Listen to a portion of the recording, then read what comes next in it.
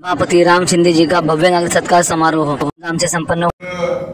काल लिहायचं ते लिहिलं मी त्या मेसेज मध्ये काय बदल करायचं ते केला तुम्ही हसले तर आता याचा अर्थ तुम्ही समजून घ्या। रात्री 2 वाजता मेसेज झाला आणि त्या मेसेजला असा प्रतिसाद आला आमदारांचं नाव सकाळी जाहीर झालं आमदार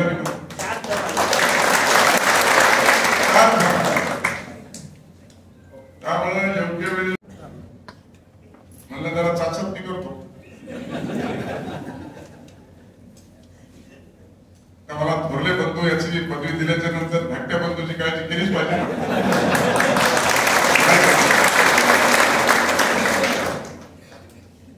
आणि 24 मध्ये आमदारांच्या नियुक्तीसाठी प्रयत्न सुरू होते। म्हणलं जमते आपलं काय काळजी करू नका असं करा। आता ते कसं करा ते मी तुम्हाला सांगतो। मग त्यांनी परंतु साहेबांचे अनेक पुढचे कार्यक्रम असल्यामुळे ते वेळ भेटत नव्हता। अण्णांनी त्या दिवशी सांगितलं की आपल्याला साहेबांचा सत्कार समारंभ घ्यायचा आहे आणि लगेच साहेबांनी तारीख दिली 6 तारीख दिली होती परंतु रामनवमी असल्यामुळे आज आपण हा कार्यक्रम घेतला आहे।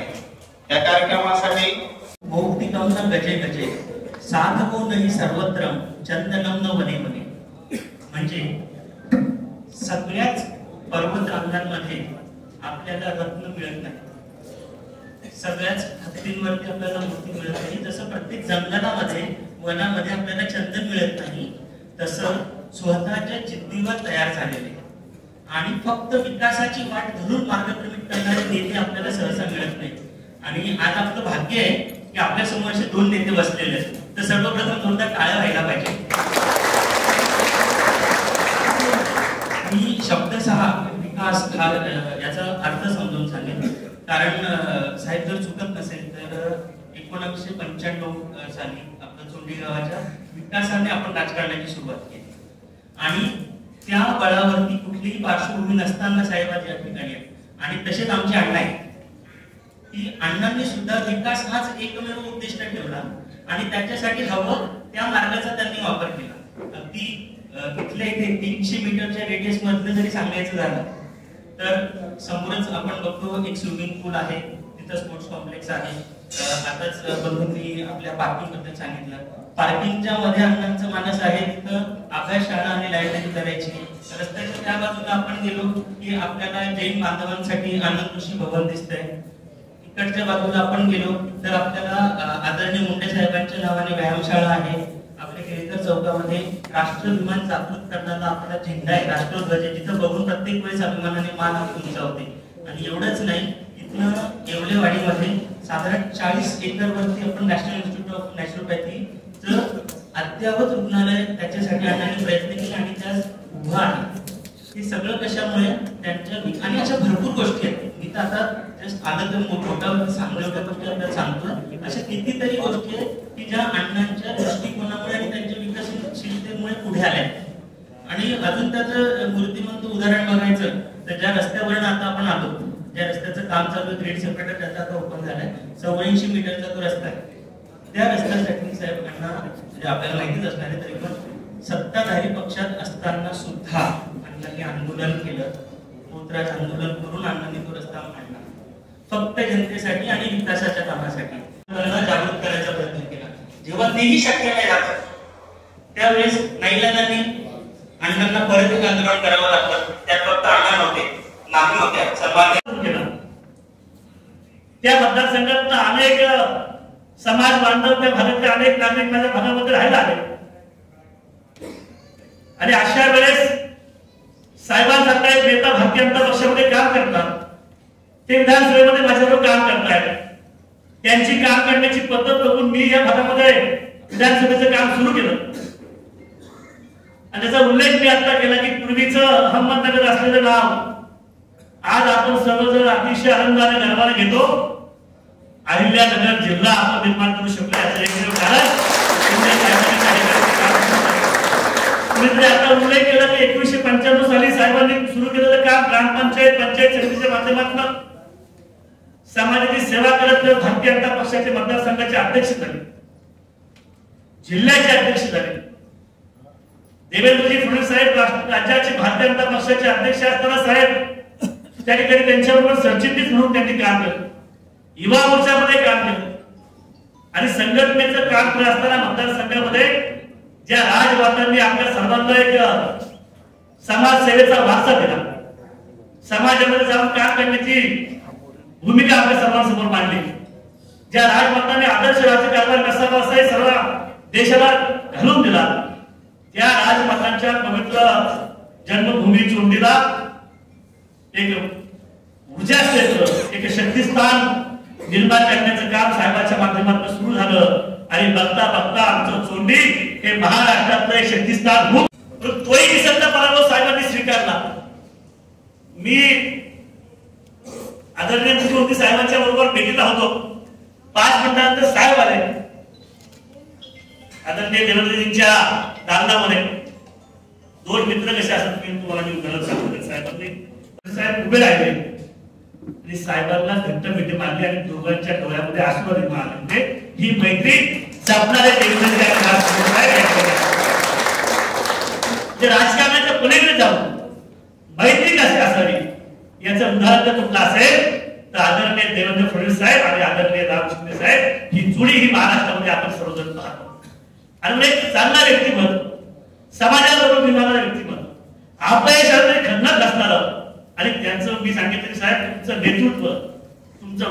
तरी पण निवडणूक लढलो आणि अल्पशा मताने पराजय झाला. आम्हाला काही संधी लढायला मिळाली नाही. आम्ही लढून हरलो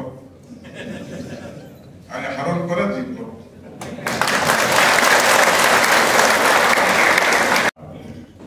नियत आणि नीती कोणाला माफ करत नाही. तुमचं जे लक्ष आहे, तुमचं जे मन आहे ते स्वच्छ आणि निर्मळ असलं पाहिजे. या जनतेच्या प्रति मनामध्ये लोककल्याणकाराची भावना असली पाहिजे आणि उपेक्षित असेल, वंचित असेल, छोटा असेल, मोठा असेल, मध्यम असेल, गरीब असेल, सगळ्यांच्या अडचणीला धावून जाणारं नेतृत्व जर असेल तर मग कुणी कितीही कटकारस्थाने केली, जसं की माझ्यावर आणि योगेश अण्णावरती झालं. आता पीआय बसले 120 चा आणि 120 ब चा पूर्ण उपयोग आमच्या विरोधात झाला.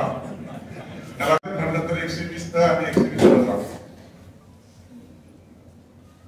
आणि आम्हा दोघांनाही 19च्या निवडणुकीमध्ये पाडण्याचा प्रयत्न झाला आणि तो त्यांचा यशस्वी झाला. पडल्याच्या नंतर त्यांना वाटलं आता निवांत,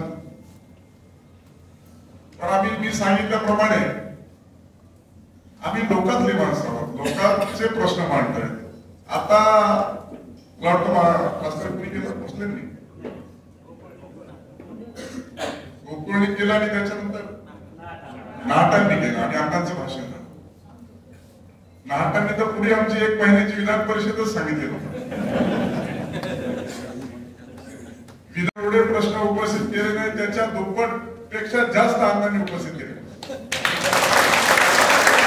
आणि महाराष्ट्रातले प्रश्न तर केलेच केले, पण खास करून आपल्या भागातले प्रश्न उपस्थित करून आपल्या नागरिकांच्या जनतेच्या अडचणी सुटल्या पाहिजे ही भूमिका घेऊन त्यांनी काम केलं. आणि मी सांगितल्याप्रमाणे 19ला माझा पराजय झाला, त्यांचा पराजय झाला, पण जनतेच्या मनामध्ये आम्हाला स्थान असल्या कारणाने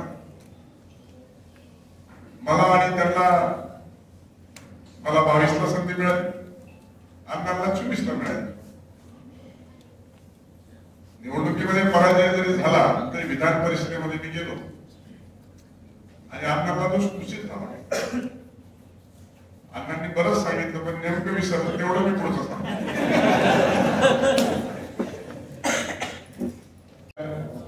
अण्णा 24ला आमदार झाले, अनेक वेळा या भागामध्ये आलो आणि प्रश्न सोडवण्याच्या संदर्भामध्ये प्रयत्न केलेले, परंतु आमच्या विरोधामध्ये किती कॉन्स्पिरन्सी केली जरी असली तरी त्याला सडेतोड उत्तर द्यायची हिंमत आणि ताकद आमच्यामध्ये आहे.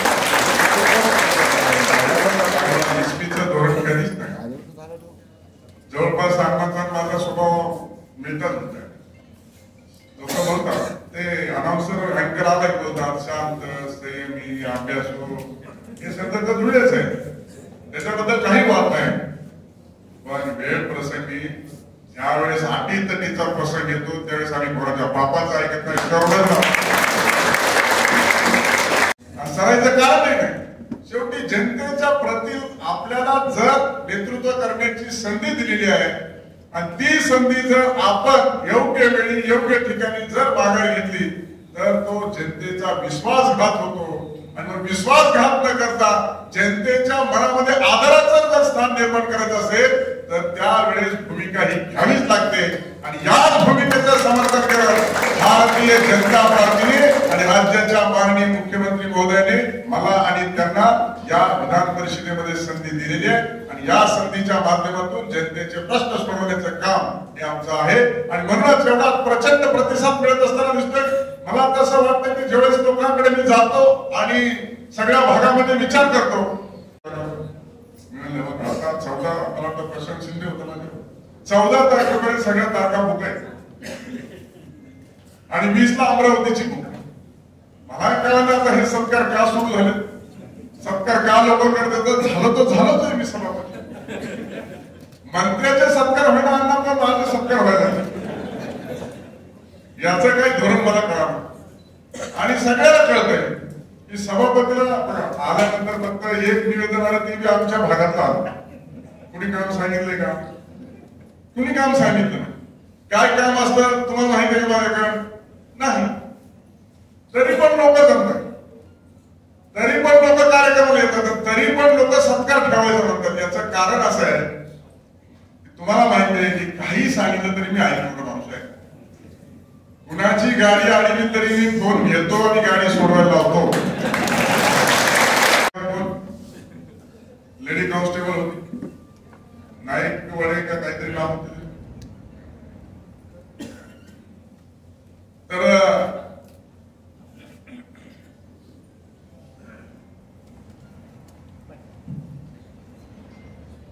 मी म्हणलं फोन दे, ते म्हणलं फोन घ्या आणि कोणाचं काय सांगितलं. त्या कॉन्स्टेबलने साहजिकच आता अरे काय बोलले त्याला वाटलं की सभापतीला काही फोन असू शकत नाही, कोणत्याही माणसाला मोठे असू शकत नाही, अरे काय घेत नाही. मग मी त्याला म्हणलं तू असं म्हण की राम शिंदे साहेब हे विधान परिषदेचे सभापती आपल्या बरोबर बोलू इच्छितात. मग फोन घेतला. मग फोन घेतल्यानंतर मॅडम काही प्रॉब्लेम आहे का, काय अडचण आहे का, गावाकडचा कार्यक्रम. अहो म्हणजे त्याच्याकडे काहीच नाही, मलाही माहिती आहे नाही गाडीचं बरेच पेलांचे म्हणलं तुमचं नाव माहिती आहे, तुम्ही एपीआय आहेत की पीएसआय आहेत की कॉन्स्टेबल आहेत. त्यांनी म्हणजे काही कॉन्स्टेबल काही नाही, तुमचं काम छान चाललेलं आहे, पण आता हा आडलाय कार्यकर्ता तर जरा तुम्ही मदत करा. दिली सोडून गाडी सांगता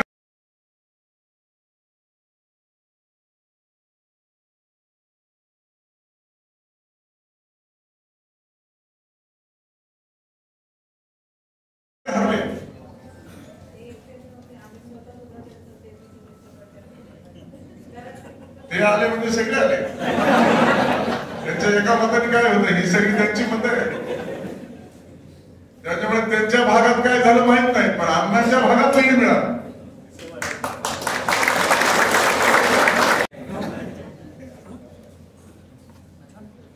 अण्णा 3 सरकार बनणार आहे. एकनाथ शिंदे साहेबांच्या काळात ते आमदार झाले. आता देवेंद्र फडणवीस साहेबांचा पूर्ण 5 वर्षाच्या काळात ते आमदार राहणार. आणि 2029 ला पुन्हा निवडणूक होऊन पुन्हा सरकार येईल त्यावेळेस पण आता आमदार असणार.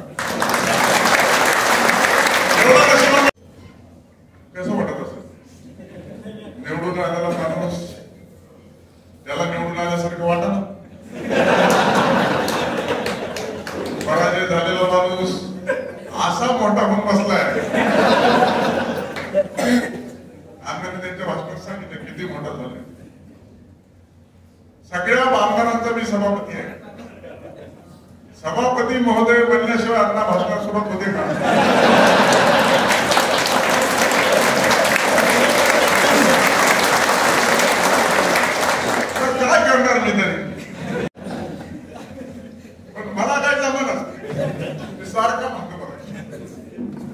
त्या अण्णांनी सांगितलं माझी पोझिशन काय आहे. आता ही पोझिशन कर्जत तालुक्याला चांगली कळाली एवढं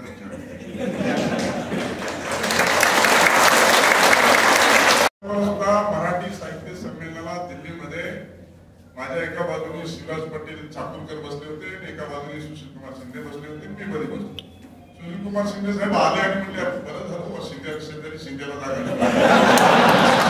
आणि आपलं चर्चा करत होतो. पवार साहेबांचं भाषण सुरू झालं. आपल्याला कशाला ध्यानात ठेवतो.